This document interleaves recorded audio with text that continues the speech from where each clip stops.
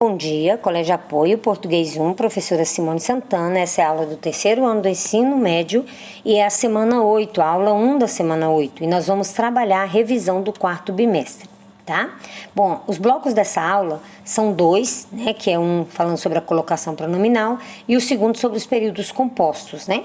Bom, na primeira, que é falando sobre colocação pronominal, nós vamos relembrar o que é uma próclise. Tá bom? Então, o que é uma próclise? É quando o pronome está antes do verbo. Tem algumas características que eu coloquei no quadro que servem, né, como uma referência para nortear quando você for identificar uma próclise. Então, usa-se próclise quando há palavras que, por euforia, atraem o pronome antes do verbo. São elas as palavras de sentido negativo, nada, os advérbios, hoje, e nas conjunções, embora.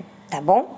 Bom, seguindo essa ideia, né, o que atrai as próclises? Eu coloquei um organograma aí para ajudar vocês a compreender. Então, palavras negativas em pronomes, em advérbios e em conjunções subordinativas, ou seja, quando os conectivos, né, estiverem sendo utilizados para ligar uma oração a outra com sentido de dependência, tá bom? Bom, vamos lá então. Não. Tá vendo negação aí? Não te perdoarei.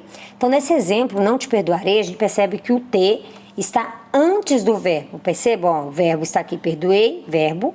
O T, no meu caso aí, é um pronome, a próclise, e ele está antes do verbo. Então, quando isso ocorre, ele é uma próclise, tá?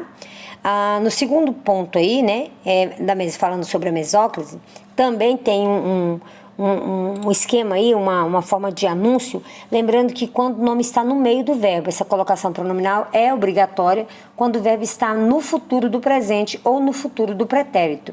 Entregar-te-ei os documentos hoje, dar-lhe-iam uma nova oportunidade. Observação: havendo palavras que exijam próclise, essa colocação prevalece sobre a mesóclise. Não te entregarei os documentos hoje. Segundo, se o verbo no futuro não iniciar a oração, a mesóclise é opcional. Seus amigos lhe dariam novas oportunidades. Seus amigos dar-lhe-iam novas oportunidades, ok? Bom, seguindo aí, nós temos ainda uma síntese sobre a mesóclise. É permitida apenas com verbos no futuro do presente do pretérito do indicativo, né? E quando aparece a palavra atrativa, ocorre próclise. Quando não te encontrarei no cinema, tá? Então, quando aparecer uma palavra atrativa, ocorre próclise. Quando ela vem no verbo no futuro do presente, no futuro do indicativo, ocorre a mesóclise. Então, olha, dir-te-ei, deixa eu colocar aqui. Dir-lhe-ei a verdade. O dir, né, a primeira parte do verbo, o ei, a segunda parte do verbo, e o lhe, que seria a palavra direi, né, a verdade. Então, aí nesse caso acontece um pronome utilizando a mesóclise, tá bom? Bom, olha só, no ponto 3, na ênclise, acontece também uma conceituação bem básica aí sobre a ênclise, né? Então, quando o pronome está depois do verbo, é a colocação normal do pronome na língua culta, né?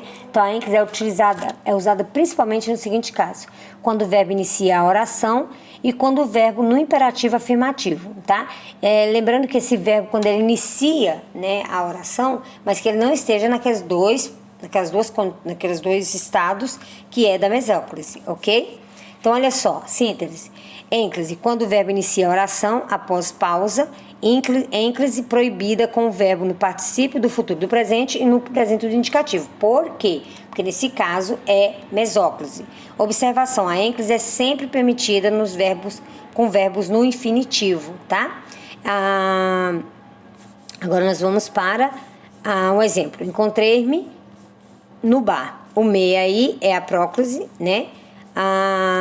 E agora nós vamos para os períodos, né? Então, lembrando que período simples é aquele que é enunciado com sentido completo. Ele pode ser formado por uma oração ou por mais de uma oração. E os períodos são classificados em período simples, quando formado só por uma oração. Tem um exemplo aí, né? E quando eu tiver com mais de 2 orações, é chamado de período composto, né? Então, formado por mais de uma oração. Nós temos 2 exemplos aí que a gente até debateu isso na sala de aula e também debateu isso na videoaula, né? Na exposição do conteúdo e sequencialmente da realização das atividades, tá?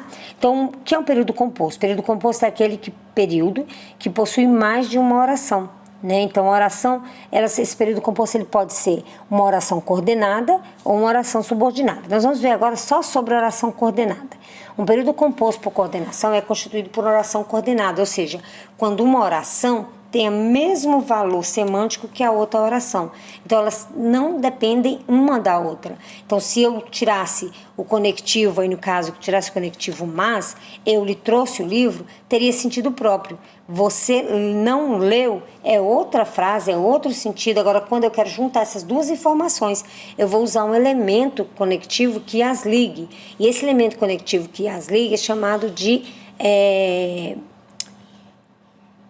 conjunção coordenada, né? Então, ele é um termo que vai ajudar na coordenação de unir, um conectivo que vai unir as duas orações. Então, olha só, as orações coordenadas, elas são divididas em 2 tempos, assindética e sindética. As orações assindéticas são as orações que não estão ligadas através de conjunções, mas sim através de uma pausa, normalmente simbolizada por uma vírgula. Já a sindética, ela vai usar um conectivo, ela vai usar um elemento que vai ligar. Esses elementos, através das conjunções, são chamadas de conjunções coordenativas. Então, aí que eu tenho a sindética sem conectivo e a B são a sindética com conectivo. Esses conectivos podem ser aditivos, podem ser adversativos, alternativos e conclusivos e explicativos. Sempre quando você for identificar a oração coordenada, é bem interessante que você identifique as orações e identifique qual é o elemento que está ligando essas duas orações. Após você identificar o elemento que liga essas duas orações, automaticamente você vai poder classificar o elemento, qual é a funcionalidade desse elemento conectivo. Se ele estiver na sua função de adicionar informação, é aditiva. Se ele estiver contrariando uma informação, contrariando a outra informação, é chamado de adversativa. Quando ele está dando uma alternativa, ou isso ou aquilo, né, está dando alternativas, é alternativa, claro. Se ela te leva a um ponto final, a uma conclusão, são chamadas de conclusivas. E se esse elemento conectivo está explicando, uma oração está explicando a outra, também, aí nesse caso é uma oração coordenada assindética explicativa. Bom, a classificação dos períodos compostos por coordenação sindética, né, que são aquelas que eu coloquei ali agora, mas lá não tem os exemplos, então eu trouxe o exemplo para facilitar. Então, as aditivas, aí um exemplo, quais são as palavras, né? E 2 exemplos para que nós possamos nos inteirar. Vocês terão que estudar. Faça esse teste, tentam pegar as frases e sem pegar as respostas, baralho, e aí faz um papelzinho, faz um baralhozinho, e aí tenta identificar qual é, que você vai ver que é só uma questão mesmo de prática. Com o tempo você vai identificando automaticamente o que aquele conectivo, o que aquela conjunção ela está representando. Ela está representando uma adição de informação, uma oposição, uma alternativa, uma conclusão ou uma explicação. Bom, no mais, nós não teremos atividade na aula de hoje, ok? Só vou precisar que vocês estudem a revisão, tá bom? Até a próxima, pessoal!